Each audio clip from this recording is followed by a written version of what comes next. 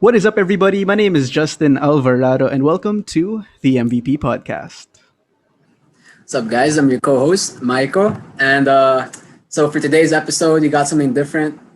We've been having players recently, but now we have someone behind the scenes, someone on the sidelines, but still related to basketball.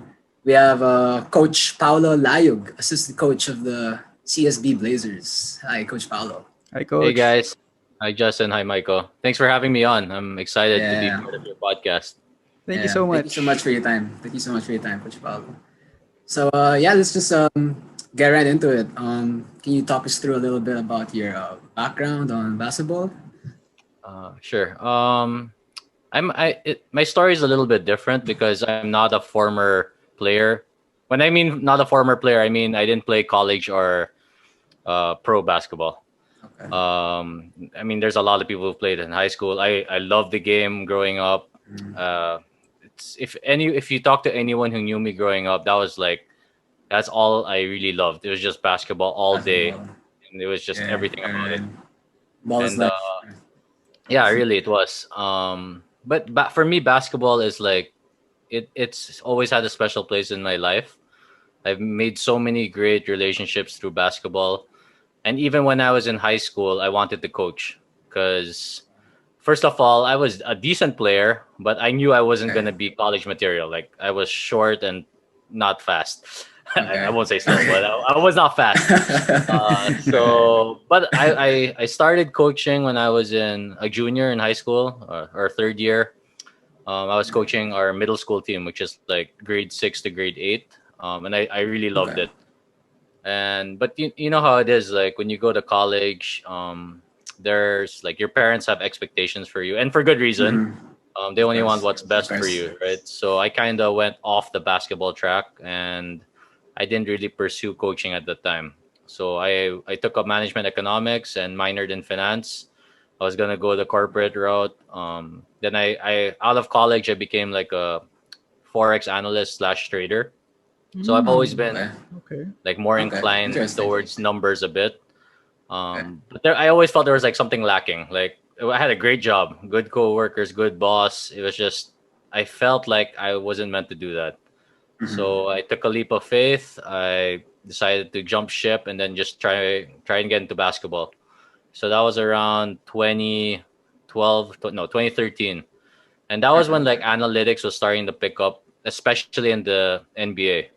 So I would read a lot. I don't know if you guys know Zach Lowe or Right. Grantland, Kurt Schoolberry.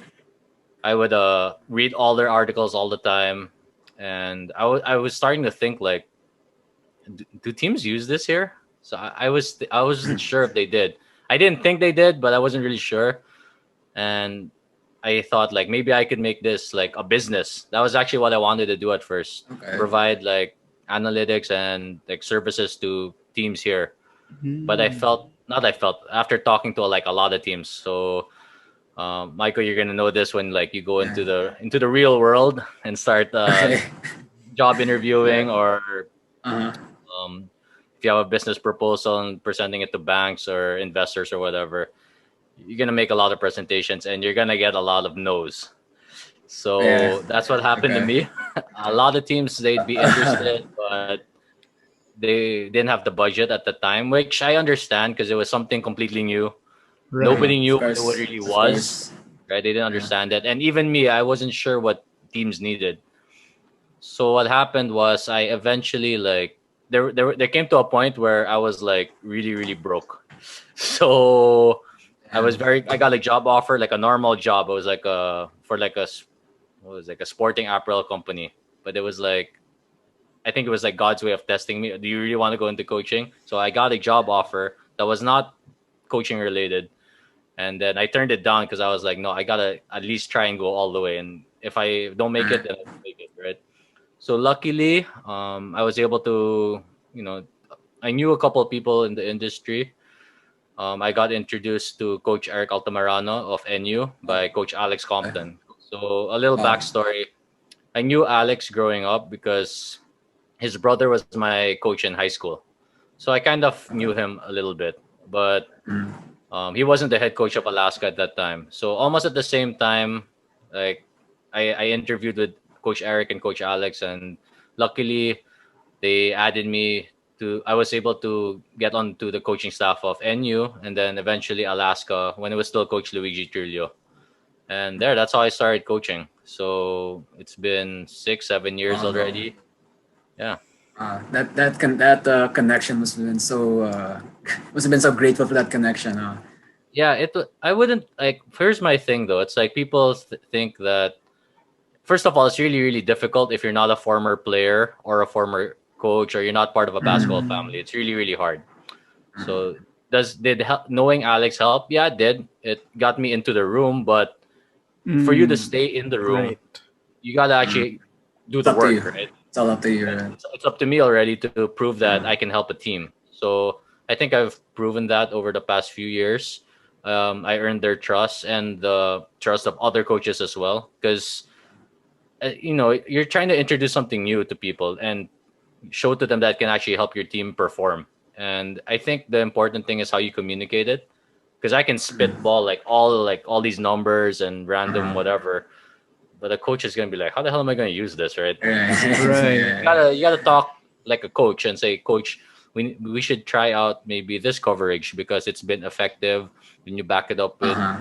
data and with video, so it's been a learning process. I'm still pretty young for a coach, especially in this Okay. industry. So yeah, I'm still finding my way through, and I love it. It's a great job. But like any other job, it has its pros and cons. And like right now, there's no basketball, so Sir. it's tough for a lot of coaches right now. But I bet. coaches are pretty resilient. They're very creative. They find ways to get the job done, and basically right now to just survive this pandemic. Yeah. Man, All right. what a great story. Like for me, at least in my circle of friends, like the common story that I always hear is I want to be a basketball player when I grow up. Like Yeah. this is so refreshing because for once there's someone who wanted to be the coach, not the player. Like I'm I'm in awe of Yeah. how you decided to just take that leap of faith and just go for coaching. And Yeah. man, great story. Well, I think it's also because I'm not delusional in terms of my skill level. Right. Like I know I can hit, but I don't. There's I that know I'm level not of gonna be. practicality. Yeah, let's be practical. I'm like 5'7", not fast, not athletic, no, not exceptional at any Uh, skill except maybe like I have above average basketball IQ. So maybe I should just right. do the coaching side. Right. Right. I see. And so especially with like you said earlier, with coaches now being resilient with working from home. So specifically, you've been making breakdown videos, correct, over the pandemic. Yeah, for you guys who don't know, Coach Paolo has his own YouTube channel, Coach Paolo Layug. He has a lot of interesting breakdown videos there. Yeah, so just wanted to ask Coach, so what inspired you to be, how do I say, like you told us your story, but specifically in the field of analytics or the content that you create, is there something specific that inspired you to do that? Yeah. So I actually created my website, which is just coachvplayug.com. I started it before the pandemic happened. I wasn't Okay. really writing so much, or because I prefer writing a little bit more than I do creating video. But like any other teacher, you gotta like meet your audience halfway. And Mm, people right now, like young people, are very and even coaches, they're very visual. So like they prefer it if it's like a short like video. So that's what I've Right. been trying to produce lately. So I created my website because I wanted to post my thoughts and basically to stimulate thinking and critical thinking, debates, and like ideas between coaches and players. Mostly Wow, that's great. mostly the target. And so far the reception has been good. I have a lot of coaches message me privately and ask me questions on these things, and I'll also ask them questions because I feel like there's so much that I can still learn. and we can all learn from each other and share with each other these ideas. So we're just help the game get to a higher level here in the Philippines. Oh. Very admirable, man. Really, like as a fellow basketball enthusiast, like it's always about just helping about the game, helping about each other get better. Yeah, it's I think that's also one reason why like I try to write a lot about breakdowns of X's and O's and plays and also Mhm. analytics. I want it to Mhm. be a little bit more digestible and commonplace Mhm. for coaches here, because there's a lot of coaches who get like they want to learn more about analytics, but then I think sometimes like when you see all these numbers it gets a little intimidating, and rightfully so, because it's just like it can be really overwhelming, but it Mhm. doesn't have to be. It's Yeah. basketball. It's not rocket science. You just Right. gotta make it like what's practical. I Mhm. mean, that's how I see it, at least. Okay. Yeah, that's it's yeah, like Micah said, it's very admirable because especially from a content creation standpoint, a lot of people nowadays have this, I would say, more of centered toward the self mindset wherein how Mhm. do I make my content viral? How do I get YouTube views? I Like at least in your end, your your intentions are really to pay it forward for the game. Yeah. And to me personally, that's actually the content that wins at the end of the day. Like genuine value adding content, Right. Right. So huge props to you, coach. Thanks. I appreciate the kind words. For me, it's also just trying to help other young coaches, just the way that coaches helped me when I was like a few years back, because I didn't. There was a lot of stuff I didn't know, and but I didn't know it was that much I didn't know. Like especially for me, because I my path is different from other coaches, where other coaches they start coaching at the youth level, like, and they start moving up. They go from like Mm. grade school and then high school and then Right. college and then semi-pro and then pro. I kind of went the other way. I went pro and then college, and then lately I've been lucky enough to work with high school kids, grade school kids, Right. and I'm telling you, the hardest ones to coach are the young kids. They're the hardest. Yeah. I bet. If you can coach a little kid, you can coach a pro for Coach, sure. exactly. It's Exactly. so hard. So yeah, going back, it's really I just wanna I love basketball. That's what it's all about for me. It's not about I don't want to sound corny or cliche, but it's not about the money. We all need Mm. money to live. Don't get me wrong. It's just I want to make sure that. Who doesn't love money? But if I'm gonna put something out in the world, I want it to be something like you said, like it provides value for people. And if I might make a video and might take me so long to make it, maybe hours, and maybe one person will watch it or learn something from it. But even if one person learns something from it, then for me it's well worth it. All right. All right. Okay. So, and I had a chance to go through your YouTube channel, and I see you have a different videos, teams. Um, you have like a summary of the plays of teams, offense, defense, but you also have videos of specific players. I saw your video of Juan Gomez Daliano. Yeah, Yes. heavy. Javi. Sorry, Javi. Yeah. And so I just wanted to ask, do you have any favorite players or teams that to analyze? Doesn't have to be the specific, like you run down your own notes, you really take down their stats, like just from a viewer standpoint, just in general, like it could be an NBA team, a local player. Yeah. So I tend to like defensive players more. I don't Hmm. know why. It's not I Okay. kind of like the guys I love locally are guys, and I'm biased because I worked with them, so I know how they Hmm. are like Okay. personally. So guys like Ping Exemeniano, Hmm. Kevin Racal, Rome De La Rosa. I mean, I love all those Hmm. guys. I mean, they're good defenders, more of role players. Right. And then in the NBA, but of course I'm not. I'm They're guys who I really admire their games. Luka Mhm. Doncic is just crazy. Right. So Like smart. So yeah, smart. very very. Little athleticism, but all up here. Yeah. He knows how to manipulate the game. It's really crazy when you really watch him play. I love guys like defensive players, Marcus Smart. Even though I'm a Lakers fan, I love Marcus All Smart. right. Yeah. The Heat. I love watching the Heat play. Okay. Let me rephrase this. I loved watching the Heat before they became like the popular team during the playoffs. Because I made a breakdown of them during the bubble, the early parts of the bubble. And when I watched them, I was like, wow, they're so nice to watch. I love Duncan Robinson. And of course, if you know his story, it's how do you go from D3 to D1 to undrafted to NBA finals in like 4 years. All It's right. a great story. I love them. I love watching the Heat play. I like watching Utah is a nice team to watch because they kind of play more of a European style. Okay. But a lot of teams are starting to. It's kind of like European teams are NBA teams are starting to play more of like a European style a European little bit. team. It's like a mix of like 5 out, lots of spacing.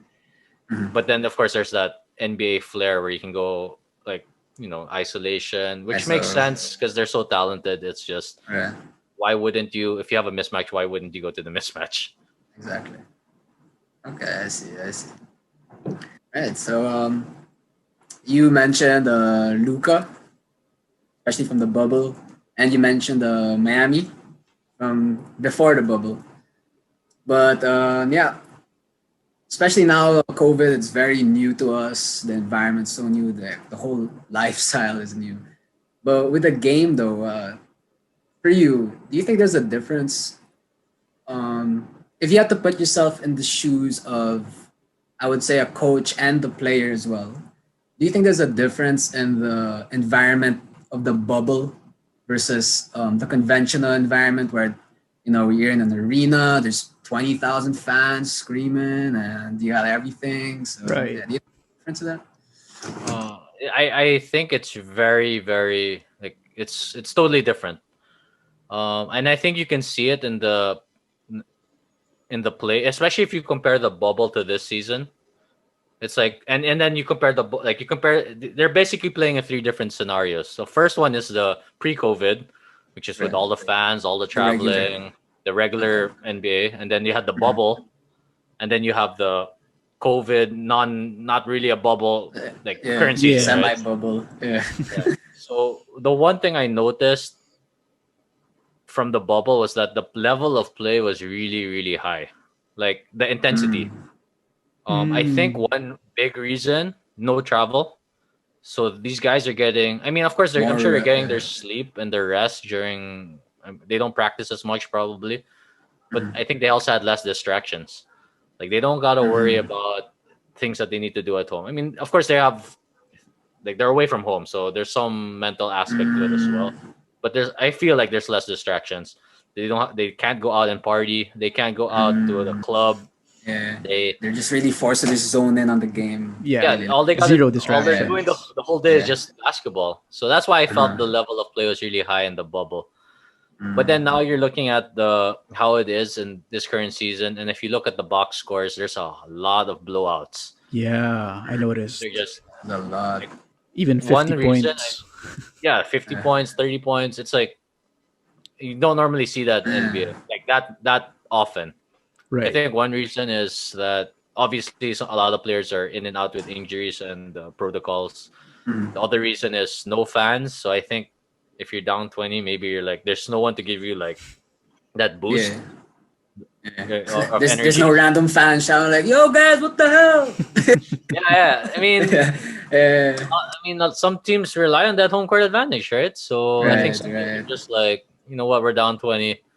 We're down 20 with like midway through the third. I guess I won't go as hard right now. Okay. Even if it's even if it's subconscious, even if it's Right. subconscious, Yeah. right? Makes So sense. Yeah. yeah, and it's really it's a weird season. I hope they can finish the season. I really don't know. I'm starting to think it's gonna go back to a bubble. Yeah. Yeah, especially with the cases. Yeah. And there's Just a talks that there's gonna be a pause, right? Like maybe a week yeah, or. I heard that Yeah. maybe 1 or 2 weeks. Oh man. Yeah, especially when you watch the bubble games back in the real bubble, if you watch, you can really hear their chatter. You know, like the trash talk and the intensity from the players. You can just really hear what they're saying. And even in the PBA as well. I had a friend from New York who had the chance to get the virtual seat Okay. in a game. I think that was a NLEX versus something. But he said like he could really hear the chatter and the trash talk, and you can really have a deeper feel for the intensity of the game. Kind of like a pickup, sort of like a pickup game. Yeah, it was starting to look like a pickup. It was kind of funny, Yeah. but I think it was the teams. Sorry, the players themselves who are trying to pump up their own team, because there's no fans. So it's like Mm. I think some of them really said, "Look, guys, there's no one who's gonna cheer, so we have to cheer for our own team." Right, I see. So that's why they were trying to really raise the energy. Okay. Makes sense. Pick up the slack. Yeah, Become a slack. Yeah. Yeah. Say going back to the bubble though. So you said that the game was more intense because everyone was zoned in. Basically, less distraction, so more thoughts just associated to the game. But there were a lot of analysts and all these TV personalities saying that, all right, this season there's an asterisk to the season because bubble season. It's not the season we're accustomed to, and the winner of the season will have that asterisk, and of course, Lakers won the championship. What do you think about that? What do you think about the Lakers having an asterisk to the 2020 championship? so I already mentioned earlier that I'm a Lakers fan, but Yeah. whether That should give a hint. whether I'm a Lakers fan or not, I think it's just doesn't make sense to put an asterisk. Okay, so it doesn't make, like, what do you expect the players to or the teams to do? Oh, this season doesn't really count. Let's just not play. I Right. mean, right? It Yeah, still for counts, sure. right? So for me, it might even be harder. It might have been even harder to win in that Exactly. scenario, right? Exactly. It's like, for example, Myko, you're graduating soon, right? Mhm. How would you feel if I said, you know what? I think your degree, you graduating, there should be an asterisk on it. Man, if you knew the work I put in, holy So you at shit. home, you didn't even attend class. I mean, that doesn't make any sense. You I still did get the it. work, right? That's And I a hope you really did the good work, analogy. Tama nga right? naman. Yeah. It's a really good There's no analogy. asterisks. This is life, you know. You still gotta Mhm. you gotta go to work. You gotta study. You gotta live, right? There's Mhm. no asterisks. It's just the way life is right now. Right. Man, Yeah. that's a really good analogy. I hope Paul Pierce and whoever ever said that there's an asterisk in the season, I hope they hear this episode. Thank you so much for watching. If you dig that video, please don't forget to click the like button and subscribe to our channel. And last but not least, don't forget to click the notification bell so you don't miss out on any video.